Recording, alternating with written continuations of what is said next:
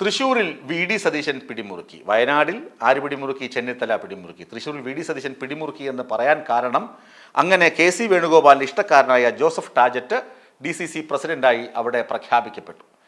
അതിന് കാരണക്കാരനായത് V D Satheesan തന്നെയാണ്. V D സതീശൻ്റെ ഇഷ്ടക്കാരനായ TV Chandramohan അവിടെ UDFിൻ്റെ ചെയർമാനായി, ജില്ലാ ചെയർമാനായി ചുമതല ഏൽക്കുകയും ചെയ്യും.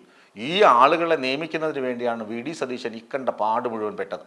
തൃശ്ശൂർ ജില്ല നമുക്കറിയാം, പാർലമെൻറ്റ് തെരഞ്ഞെടുപ്പ് മുതൽ തൃശ്ശൂർ ജില്ലയിൽ ആകെ പൊല്ലാപ്പാണ്. അവിടെ നടന്ന DCC ഓഫീസിൽ നടന്ന ഒരു കയ്യാങ്കളിയുടെ ഭാഗമായി ജോസ് വെള്ളൂരിനെ, അവിടെ DCC പ്രസിഡൻ്റായിരുന്ന അദ്ദേഹത്തെ പുറത്താക്കി. DCC പിരിച്ചുവിട്ടു. പിന്നെ VK ശ്രീകണ്ഠൻ, പാലക്കാട് ഉള്ള MP VK ശ്രീകണ്ഠനായിരുന്നു താൽക്കാലിക ചുമതല. കഴിഞ്ഞ 8 മാസമായി VK ശ്രീകണ്ഠനാണ് താൽക്കാലിക ചുമതല വഹിക്കുന്നത്. പാർലമെൻറ്റ് തെരഞ്ഞെടുപ്പിൽ മുരളീധരൻ തോറ്റതോടുകൂടി KC ജോസഫിൻ്റെ സമിതിയെ നിയോഗിച്ചു തൃശ്ശൂരിൽ എന്താണ് സംഭവിച്ചതെന്ന് പഠിക്കാൻ. അദ്ദേഹം ഒരു റിപ്പോർട്ടൊക്കെ തയ്യാറാക്കി KPCC അധ്യക്ഷനും VD സതീശനും അതുപോലെ തന്നെ രമേശ് ചെന്നിത്തലയ്ക്കും MM ഹസനും KC വേണുഗോപാലിനും ഒക്കെ കൊടുത്തിരുന്നു. അപ്പോൾ ആ റിപ്പോർട്ട് പതുക്കെ പൂഴ്ത്തി വെച്ചിരിക്കുകയായിരുന്നു ഇതുവരെ. എന്തിനാണ്? K സുധാകരന് ആഗ്രഹം ജോസ് വെള്ളൂരിനെ ഒരിക്കൽ കൂടി DCC പ്രസിഡന്റ് ആക്കണമെന്ന് ആഗ്രഹമുണ്ടായിരുന്നു. ഈ വെള്ളൂരും TN പ്രതാപനും ഒക്കെ ചേർന്നാണ് K മുരളീധരനെ തോൽപ്പിച്ചതെന്ന കണ്ടെത്തലാണ് KC ജോസഫിൻ്റെ റിപ്പോർട്ടിൽ ഉള്ളതെന്ന വ്യാജേനയുള്ള ഒരു റിപ്പോർട്ടാണ് കഴിഞ്ഞ ദിവസങ്ങളിൽ മാധ്യമങ്ങളിലൂടെ പുറത്തു വന്നത്. അപ്പോൾ വെള്ളൂരിനെ ഒരിക്കലും DCC പ്രസിഡന്റ് ആക്കുകയില്ല എന്ന് VD സതീശൻ ശഠിച്ചിരുന്നു, വാശി പിടിച്ചിരുന്നു. അപ്പോൾ VD സതീശൻ്റെ ക്യാമ്പിൽ ഈ ജോസഫ് ടാജറ്റിൻ്റെ പേര് നേരത്തെ ഉണ്ടായിരുന്നു. അപ്പോൾ അതിന് വേണ്ടി KPCCയുടെ റിപ്പോർട്ട് ഇതാണ്, വെള്ളൂരൊക്കെ കുറ്റക്കാരാണ്, പാർട്ടി വിരുദ്ധ നടപടികളിൽ കുറ്റക്കാരാണ് എന്ന് വരുന്ന ഒരു റിപ്പോർട്ട് പുറത്തുവിട്ടു ആദ്യം. എന്നിട്ട് അതിനെ ചർച്ചയാക്കി. K സുധാകരൻ്റെ മോഹം പാടെ നുള്ളിക്കളഞ്ഞു. എന്നിട്ട് TN പ്രതാപൻ, KPCCയുടെ വർക്കിംഗ് പ്രസിഡന്റാണ് TN പ്രതാപന് അനിൽ അക്കരെ എന്ന് പറയുന്ന നേതാവിനെ DCC പ്രസിഡന്റ് ആക്കണമെന്ന് ആഗ്രഹമുണ്ടായിരുന്നു. അനിൽ അക്കരെ അറിയാം, വിവാദങ്ങളുടെ നായകനാണ്. അനിൽ അക്കരെയും പ്രതിസ്ഥാനത്താക്കി. K മുരളീധരൻ തോക്കുന്നതിന് പ്രധാനപ്പെട്ട കാരണക്കാരൻ അനിൽ അക്കരെ എന്ന വ്യക്തി കൂടി ഉണ്ട് എന്ന തരത്തിൽ റിപ്പോർട്ട് VD സതീശൻ പതുക്കെ പുറത്തുവിട്ടു. അനിൽ അക്കരെയും പ്രതിസ്ഥാനത്ത് നിർത്തി. അങ്ങനെ ഇവരെയൊക്കെ പ്രതിസ്ഥാനത്ത് നിർത്തി വ്യാജ റിപ്പോർട്ട് പുറത്തിറക്കിയ ശേഷം KC വേണുഗോപാൽ ഹൈക്കമാൻഡിൽ പിടിപാടുള്ള നേതാവാണല്ലോ, സംഘടനാ ജനറൽ സെക്രട്ടറി ആണല്ലോ, അയാളെ ചാക്കിട്ട് പിടിച്ചിട്ട് VD സതീശൻ പതുക്കെ ജോസഫ് ടാജറ്റ് തൻ്റെ സ്വന്തം ഇഷ്ടക്കാരനെ DCC പ്രസിഡന്റായി പിടിച്ചു വെച്ചു. അതുപോലെയാണ് ചെന്നിത്തല വയനാട് കളിക്കുന്നത്. ND അപ്പച്ചനാണ് അവിടുത്തെ DCC പ്രസിഡന്റ്. അയാളെ പതുക്കെ മാറ്റാൻ വേണ്ടിയാണ് വയനാട് ചെന്നിത്തല കളിച്ചുകൊണ്ടിരിക്കുന്നത്. ആ കളി എന്തുമാത്രം സക്സസ് ആകുമെന്നറിയില്ല.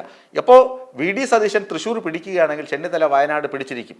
ഇപ്പോൾ പ്രിയങ്ക ഗാന്ധി വയനാടുണ്ട്, നാളെ കൂടി വയനാട് സന്ദർശനം. വയനാട്, മലപ്പുറം, കോഴിക്കോട് ജില്ലകളിൽ പ്രിയങ്ക ഗാന്ധി പര്യടനമൊക്കെ നടത്തുന്നുണ്ട്. ബൂത്ത് തല കൺവെൻഷനിൽ വരെ പ്രിയങ്ക ഗാന്ധി പങ്കെടുക്കുന്നുണ്ട്.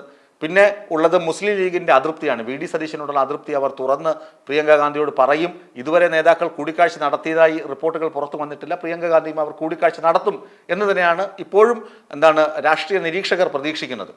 ഞാൻ പറഞ്ഞു വരുന്നത്, കോൺഗ്രസിലെ ഗ്രൂപ്പ് പോര് അങ്ങനെ മറനീക്കി പുറത്തു വരികയാണ്. നമുക്ക് അറിയാം, ഇന്ദിരാഭവനിൽ ഇവർ ഒരുമിച്ച് ചേർന്നിരുന്നിട്ട് നാള് കുറേയായി. പാർട്ടി നേതൃത്വം വിളിക്കുന്ന യോഗങ്ങളിൽ VD സതീശൻ പങ്കെടുത്തിട്ട് കുറച്ച് നാളുകളായി. പ്രധാനപ്പെട്ട യോഗങ്ങളിൽ നിന്നൊക്കെ VD സതീശൻ ഇറങ്ങിപ്പോവുക പതിവാണ്.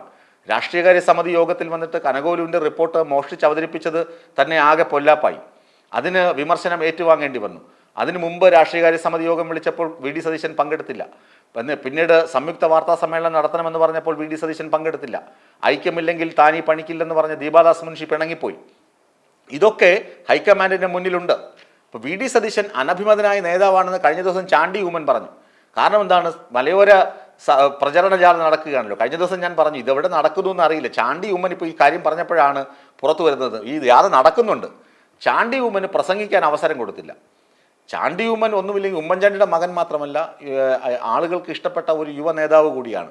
പക്ഷേ VD സതീശൻ്റെ കോക്കസിൽ ചാണ്ടി ഉമ്മനില്ല. കാരണം ചാണ്ടി ഉമ്മൻ വളർന്നു വന്നു കഴിഞ്ഞാൽ VD സതീശനത് പാരയാണ്. രാഹുൽ മാങ്കൂട്ടത്തിലും അതുപോലെ തന്നെ ഷാഫി പറമ്പിലുമൊക്കെ വളർന്നു കഴിഞ്ഞാൽ VD സതീശൻ പറയുന്നിടത്ത് നിൽക്കുമെന്നാണ് VD സതീശൻ്റെ പ്രതീക്ഷ. പക്ഷേ VD സതീശൻ കരുതുന്നത് പോലെ അങ്ങനെ VD സതീശന് മുഴുവൻ സമയവും VD സതീശനെ അനുസരിക്കുന്ന വ്യക്തികളല്ല ഷാഫി പറമ്പിലും അതുപോലെ രാഹുൽ മാങ്കൂട്ടത്തിലും എന്ന കാര്യം VD സതീശൻ മറന്നുപോകുന്നു. VD സതീശനെ രാഷ്ട്രീയകാര്യ സമിതി യോഗത്തിലും അതുപോലെ തന്നെ മറ്റു പലയിടങ്ങളിലും ഷാഫി പറമ്പിൽ വിമർശിക്കുന്ന കാര്യവും നമുക്കറിയാം.